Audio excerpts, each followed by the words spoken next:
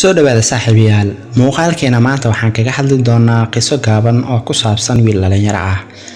wiilkaasi oo ka yaabsaday macalinkiisa iyo dhammaan caalamka mucjiso la yimid awgeed. haddaba intaanaan muuqaalka u gudagelin waxaan ka codsanaynaa inaad like saarto muuqaalka lana wadaagto asxaabtaada. mahadsanid. wiilkan waxa uu dhashay sanadka markuu ahaa 1745 waxa uuna ku dhashay dalka Poland. magaciisuna waa George. waalidiintiisuna waxay ahaayeen macallimiin. aabihiisa waxa uu ahaa mid ku takhasusay maadada xisaabta halka hooyadiisna ay dhigi jirtay luqadaha.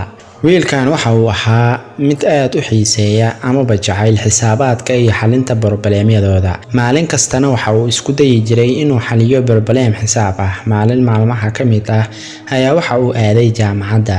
George maalinkaasi caajis badan ayaa ka muuqday. macallinkii xisaabaadka ayaana waxa uu ardaydii u sharxay laba xisaab oo caalamka ku wareeray oo ayna waayeen xalintooda. markii xiisadii dhamaatay ayuu George soo kacay oo hurdadii ka soo toosay asigoo sabuurada ku arkay xisaab aad u dheer.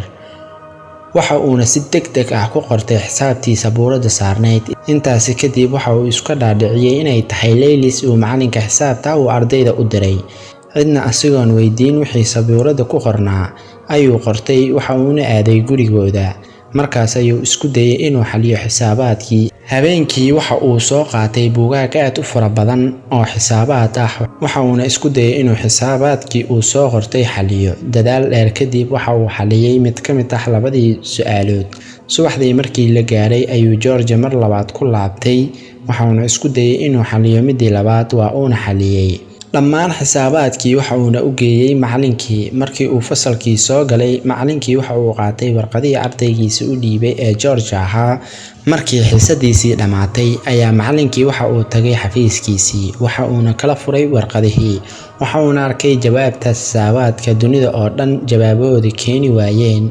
macallinkii waxa uu kulansiiyay dhammaan macallimiinta jaamacadda iyo maamulkooda.